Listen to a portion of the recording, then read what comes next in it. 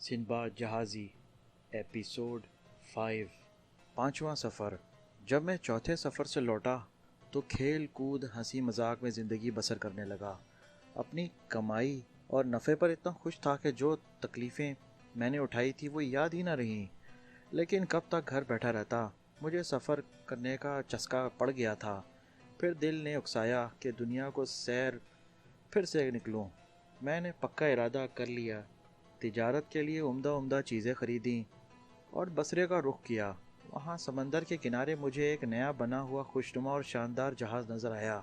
मैंने उसे ख़रीद लिया। कप्तान और मल्लाह मुलाजिम रखे। इसके बाद दूसरे सौदागर भी मेरे पास आए। उन्होंने किराया देकर अपना सामान जहाज़ पर लादा। हम सब खुशी खुशी बशरा से रवाना हुए। हम जजीरे जजीरे और समंदर समंदर सफ़र करते और जहाँ तिजारत का मौका मिलता वहाँ रुककर अपना माल बेचते, नया माल ख़रीदते। इसी तरह चलते चलाते हमारा गुज़र एक जजीरे से हुआ। जजीरा तो खासा बड़ा था मगर गैर आबाद मालूम होता था। जहाज़ पर सवार सौदागर जजीरे की सैर को निकल खड़े हुए। उन्हें एक सफ़ेद गुंबद नुमा चीज़ मिली। वो रुख का अंडा था। सौदागरों को पता ना था कि वो क्या है। उन्होंने पत्थर मार मार कर इसे तोड़ डाला। टूटते ही उसमें से ढेरों पानी निकला और रुख का बच्चा दिखाई दिया। बच्चे को उन्होंने खींचकर अंडे से निकाला और लगे उसकी तिक्का बोटी करने। मैं जहाज़ पर था, मुझे उनकी इस हरकत की बिल्कुल खबर न थी। इतने में मेरे एक साथी ने कहा, अरे मेरे आका, चलकर उस अंडे का तमाशा देख जो गुंबद जैसा है। मैंने जाकर देखा तो अंडा टूटा पड़ा था और सौदागर रुख के बच्चे को काट चुके थे। मैंने कहा, तुमने ये क्या गज़ब किया? रुख आकर हमारा जहाज़ तबाह कर देगा और हम सब मारे जाएंगे। उन्होंने मेरी एक ना सुनी और बोटियां बनाने में मसरूफ़ हो गए। अचानक धूप गायब हो गई और अंधेरा छाने लगा। हमने सर उठाकर देखना चाहा कि हमारे और सूरज के दरमियान क्या चीज़ आ गई है। पता चला कि रुख आन पहुंचा है और अंधेरा उसके बड़े बड़े परों की वजह से हुआ है। रुख ने देखा कि उसका अंडा टूटा पड़ा है तो बड़े ज़ोर से चीखा। इतनी देर में उसकी मादा भी आ गई और दोनों जहाज़ के गिर्द मंडलाने और चिंगाड़ने लगे। मैंने चिल्लाकर कप्तान और मल्लाहों से कहा, फ़ौरन जहाज़ यहाँ से निकालो वरना ये हमारी ज़िंदगी का आखिरी दिन साबित होगा। कप्तान ने जल्दी से लंगर उठाया और हम जजीरे से दूर होते गए। रुखों ने हमें रवाना होते देखा तो गायब हो गए। हमारी कोशिश ये थी कि जल्द अज जल्द बहुत दूर निकल जाएं। ख्याल था कि हम खतरे से बच गए हैं, लेकिन रुख पीछा करते करते हमारे सर पर आ मौजूद हुए। उन्होंने पंजों में इतने बड़े बड़े पत्थर उठा रखे थे कि हमारे होश उड़ गए। पहले नर ने पत्थर गिराया। कप्तान ने जल्दी से जहाज़ को मोड़ा और फिर हम पत्थर से बाल बाल बचे। पत्थर गिरने से समंदर की तह नज़र आने लगी और जहाज़ ऊपर उछल गया। इसके बाद मादा ने पत्थर गिराया। वो जहाज़ के पिछले हिस्से में लगा। जहाज़ उलटकर टूट फूट हो गया। मैं गोते खा रहा था कि जहाज़ का एक तख्ता हाथ आ गया। उस पर चढ़ बैठा। हवा का ज़ोर और लहरों का उतार चढ़ाव तख्ते को बहा ले गया और वो एक जजीरे से जा लगा। थकन, तकलीफ़ और भूख प्यास से मेरी हालत मुर्दों जैसी हो रही थी। बड़ी देर साहिल पर चित पड़ा रहा। जब ज़रा औसान बहाल हुए तो उठा और इधर उधर घूमने लगा। जजीरा जन्नत के बागों में से एक बाग मालूम हुआ। नदियाँ बह रही थीं, हरे भरे दरख्त फलों से लदे खड़े थे, हर तरफ रंग बिरंगे फूल खिले थे। मैंने इतने मेवे खाए कि पेट भर गया। नदियों से इतना मीठा पानी पिया कि ताज़ोदम हो गया। आखिर रात हो गई। मैं बिल्कुल अकेला था। हर तरफ खामोशी छाई हुई थी। डर था कि किसी आफत से वास्ता ना पड़ जाए। इसी आलम में नींद आ गई। सुबह हुई तो फिर सैर को निकल पड़ा। देखा कि एक नदी के पास हौज़ है और हौज़ के किनारे एक बूढ़ा बैठा है जिसने अपने जिस्म को पत्तों से ढांप रखा है। मैंने दिल में कहा, हो ना हो ये इस बूढ़े आदमी का जहाज़ भी डूब गया है। ये भी मेरी तरह बचकर इस जजीरे पर आ गया। मैंने उसके पास जाकर सलाम किया। उसने इशारे से सलाम का जवाब दिया, मुंह से कुछ ना बोला। मैंने पूछा, बड़े मियाँ यहाँ क्यों बैठे हो? उसने सर हिलाया, अफसोस का इजहार किया और हाथ से इशारा करके कहा कि मुझे अपनी पीठ पर बिठाकर हौस के पास ले चलो। मैंने सोचा कि बेचारे के साथ भलाई ज़रूर करनी चाहिए, मुझे सवाब होगा। मैंने बढ़कर उसे कंधों पर बिठा लिया और जिधर वो जाना चाहता था उधर ले गया। वहाँ पहुँचकर मैंने कहा, लो बड़े मियाँ उतरो। तुम यहीं आने का इशारा कर रहे थे, लेकिन वो मेरे कंधों से ना उतरा बल्कि मेरी गर्दन को अपनी टांगों में कस लिया। मैंने देखा कि उसकी टांगें ऐसी काली और खुरदरी हैं जैसे भैंस की होती हैं।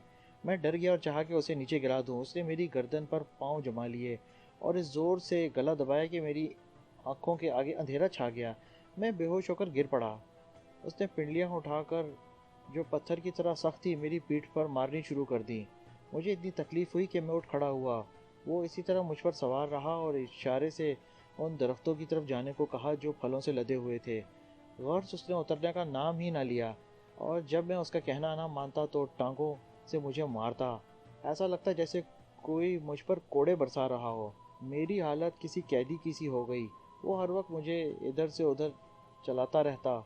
जब नींद आती तो अपने पाँव में मुझे फंसाकर और मेरी गर्दन को अपने पैरों में लपेट कर सोता रहता।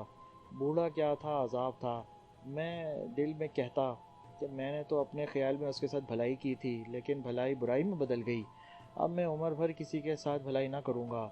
मैं खुदा से दुआ मांगने लगा कि मुझे मौत आ जाए, इस मनहूस बूढ़े से तो निजात मिलेगी। एक दिन मैं जजीरे में ऐसी जगह जा पहुंचा जहाँ बहुत से पोपके पड़े थे। उनमें कुछ खुश्क भी थे। मैंने एक बड़ा सा सूखा हुआ मम्बा उठाया और उसका ऊपर का हिस्सा अलग करके साफ किया। अंगूर की एक बेल के पास जाकर उस में अंगूर भरे और मुंह बंद करके धूप में रख दिया। थोड़े दिन में खालिस अंगूर की शराब तैयार हो गई। मैं रोज़ थोड़ी सी पी लेता ताकि चुस्ती आए और तकलीफ़ का एहसास कम हो। बूढ़े ने मुझसे इशारे से पूछा, ये क्या है? मैंने कहा, ये बड़े काम की चीज़ है, इससे चुस्ती आती है और परेशानी दूर हो जाती है। ये कहकर मैं नाचने, तालियां बजाने और गाने लगा। बड़े मियाँ का दिल ललचाया। उसने तोहमा मुझसे लिया और उसमें जितनी शराब थी सारी घट घट पी गया। नशे में आकर वो झूमने लगा और उसके हाथ पांव ढीले पड़ गए। जब मैंने देखा कि उस पर नशा चढ़ गया है तो उसे नीचे गिरा दिया। आज़ाद होते ही मैंने बदला लेने की ठान ली। एक बड़ा सा पत्थर उठाकर लाया और नशे में धुत उस बूढ़े के ऊपर ज़मीन पर पड़ा था। मैंने उस पत्थर से उसके सर पर दे मारा और उसे हलाक कर डाला। बहुत दिन तक मैं उस जजीरे में पड़ा रहा, फल खाता, चश्मों से ठंडा पानी पीता और इस इंतज़ार में रहता कि कोई जहाज़ आए तो मुझे छुटकारा मिले और मैं सही सलामत वतन पहुंचकर घर वालों और दोस्तों से मिलूं। आखिर किस्मत ने साथ दिया। एक रोज़ समंदर में एक जहाज़ आता दिखाई दिया। उस जजीरे के साहिल पर लंगर डाला। जहाज़ पर से लोग उतरकर इधर उधर घूमने फिरने लगे। मैं दौड़ता हुआ उनके पास गया। सब लोग मेरे गिर्द जमा हो गए और पूछने लगे कि तू यहाँ कैसे आया। मैंने सारा माजरा सुनाया। इस पर उन्हें सख्त ताज्जुब हुआ और कहने लगे, जो शख्स तेरे कंधों पर सवार हुआ था वो शेखुल बहर समंदरी बाबा के नाम से मशहूर था। जिस आदमी पर सवार हो जाता उसे मार कर ही छोड़ता। तूने कमाल किया कि उसका काम तमाम कर दिया। इसके बाद उन्होंने मुझे खाना खिलाया और नए कपड़े दिए। मैंने फटे पुराने कपड़े उतार फेंके और नए पहन लिए। वो मुझे जहाज़ पर ले गए। दिन रात सफ़र करते करते एक शहर में जा पहुँचे जहाँ समंदर बिल्कुल किनारे पर शहर आबाद था और किनारे के गिर्द ऊंचे ऊंचे मकान थे। बंदरों वाला शहर उसका नाम था। जब रात होती तो तमाम बाशिंदे कश्तियों में सवार होकर समंदर में निकल जाते। उन्हें बंदरों से डर लगता था जो रात के वक्त शहर पर धावा बोल देते थे। इधर मैं शहर की सैर को निकला और इधर उधर घूमने लगा। उधर जहाज़ रवाना हो गया। मुझे खबर भी ना हुई। इसी परेशानी के आलम में सर झुकाए बैठा था कि शहर का एक आदमी मेरे पास आया और बोला, ए मेरे आका, मालूम होता है तू इस शहर में नया आया है। मैंने जवाब दिया, हाँ मैं परदेसी हूँ। मैं एक जहाज़ पर यहाँ आया था। जहाज़ वाले मुझे बताए बगैर ही रवाना हो गए और मैं यहाँ रह गया। उस आदमी ने कहा, उठ और हमारे साथ कश्ती में सवार हो जा। अगर रात के वक्त शहर में रहा तो बंदर तुझे मार डालेंगे। मैंने उसके कहने पर अमल किया। वो कश्ती को किनारे से 1 मील दूर ले गए। रात हमने वहाँ गुजारी। जब सुबह की रोशनी फैली तो वापस आ गए और कश्ती से उतरकर अपने काम में मसरूफ़ हुए। हर रात उनका यही दस्तूर था। अगर रात के वक्त कोई शहर में रह जाता तो बंदर उसे मार डालते थे। दिन के वक्त बंदर शहर से निकलकर बागों में फल खाने चले जाते थे। जहाँ मैं था वो काले लोगों का आखिरी मुल्क था। अब एक और अजीब बात सुनिए कि जिन लोगों के साथ मैंने कश्ती में रात गुजारी थी उनमें से एक शख्स ने आकर मुझसे पूछा, तुझे कोई पेशा भी आता है? جو تو کر سکے۔ میں نے کہا میرے بھائی مجھے کوئی پیشہ نہیں آتا، نہ کوئی چیز بنانا جانتا ہوں، میں سوداگر ہوں، میرے پاس جہاز بھی تھا اور بہت سا مال بھی، بدقسمتی سے جہاز سمندر میں ڈوب گیا، خدا کے حکم سے میری جان بچ گئی۔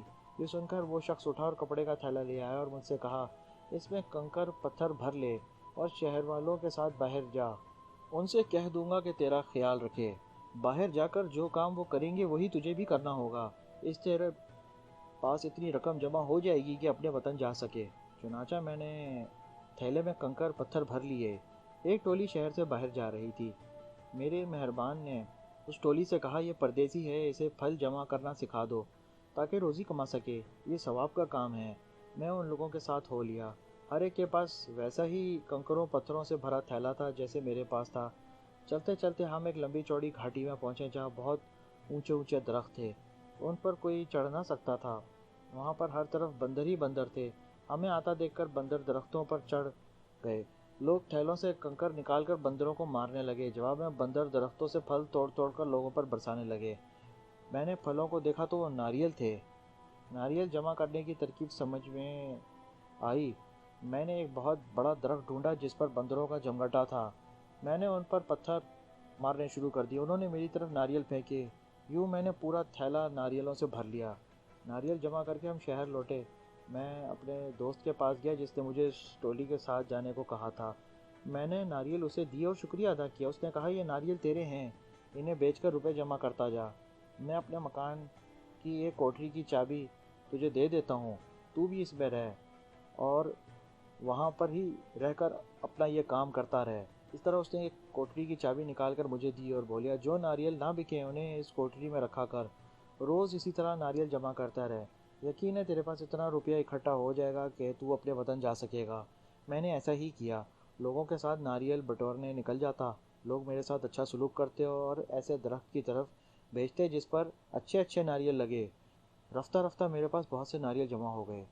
ان میں سے تھوڑے بہت بیچ کر میں نے اس شہر میں بننے والی خاص چیزیں خرید لیں۔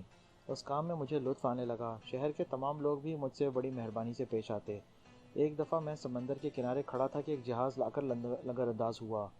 اس میں سوداگر تھے، وہ شہر آ کر اپنا مال بیچنے اور ناریل خریدنے لگے۔ یہ دیکھ کر میں اپنے دوست کے پاس گیا اور جہاز آنے کی خبر دی اور کہا کہ وطن واپس جانا چاہتا ہوں۔ وہ بولا جو تیری مرضی۔ میں نے اس کا بہت شکر ادا کیا اور اس کا شکریہ ادا کرنے کے بعد جہاز پر آ کر کپتان سے ملا۔ کرایہ طے ہو گیا تو ناریل جو میرے پاس باقی موجود تھے وہ میں نے اسے دے دیے، انہیں اٹھوا کر لایا اور جہاز پر رکھوا دیا۔ ایک دو دن بعد جہاز روانہ ہو گیا۔ ہم جس جزیرے پر پہنچے وہاں ناریل بیچ کر بدلے میں کوئی چیز خرید لیتا۔ خدا کے فضل سے میں نے اس طرح اس سے 4 گنا زیادہ کمایا جتنا میرے پاس تھا اور جو سمندر میں ڈوب گیا تھا۔ سفر کرتے کرتے ہم ایک جزیرے پر پہنچے جہاں لوگ لونگ اور کالی مرچ کی تجارت کرتے تھے۔ میں نے ناریلوں کے بدلے لونگیں اور کالی مرچیں خریدی۔ ہمارا ایک جگہ گزر ہوا جہاں سمندر سے موتی نکالے جاتے تھے۔ میں نے غوطہ لگانے والوں کو تھوڑے سے ناریل دے کر کہا میری غوطہ خوری کے ذریعے مدد کرو اور مجھے بھی یہ موتی قیمتی اٹھا کر لا کر دو۔ انہوں نے غوطہ لگایا اور بہت سے بڑے اور قیمتی موتی نکال لائے اور کہنے لگے اے میرے آقا، واللہ تیری قسمت اچھی ہے۔ میں نے موتی لے کر اپنے سامان میں رکھ لیے۔ چلتے چلتے ہم بصرہ جہاں پہنچے، وہاں میں نے 2-3 دن قیام کیا، پھر بغداد روانہ ہو گیا اور اپنے محلے پہنچ کر گھر آیا۔ گھر والوں نے میرے صحیح سلامت لوٹنے پر خدا کا لاکھ لاکھ شکر ادا کیا۔ میں نے اپنا مال اسباب گوداموں میں رکھوایا، خیرات کی، یتیموں اور غریبوں کو نئے کپڑے بنوا کر دیے، اہل خانہ اور دوستوں کو تحفوں سے نوازا۔ چونکہ اس سفر میں مجھے بہت زیادہ منافع ہوا تھا، میں نہایت خوش تھا اور تمام مصیبتوں کو بھول بھال کر مزے سے رہنے لگا اور دوستوں کے ساتھ دن رات محفل جماتا۔ یہ تھی میرے 5ویں سفر کی حیرت ناک کہانی۔ اس کے بعد دسترخوان بچھا، کھانے لا کر رکھے گئے۔ جب لوگ سیر ہو کر کھا چکے تو روز کی طرح سندباد جمال کو 100 اشرفیاں ملیں۔ وہ اشرفیاں لے کر رخصت ہوا اور راستے بھر سندباد جہازی کے ساتھ پیش آنے والے ہوشربا واقعات کو غور سے سنتا اور سوچتا رہا۔ صبح ہوئی تو سندباد جمال فجر کی نماز پڑھ کر سندباد جہازی کی حویلی کی طرف چل دیا۔ سندباد جہازی نے اس کی آؤ بھگت کی، تمام یار دوست جمع ہو گئے تو دعوت کا اہتمام ہوا۔ کھانے پینے سے فارغ ہوئے تو سندباد جہازی نے اپنے چھٹے سفر کا ماجرا سنانا شروع کیا۔ دوستو، یہ تھا سندباد جہازی کا ایپیسوڈ نمبر 5، پانچواں سفر۔ امید ہے آپ کو ویڈیو پسند آئی ہوگی۔ پسند آنے کی صورت میں اسے لائک کریں، شیئر کریں، کمنٹ کریں اور ہمارے چینل کو ضرور سبسکرائب کریں۔ شکریہ۔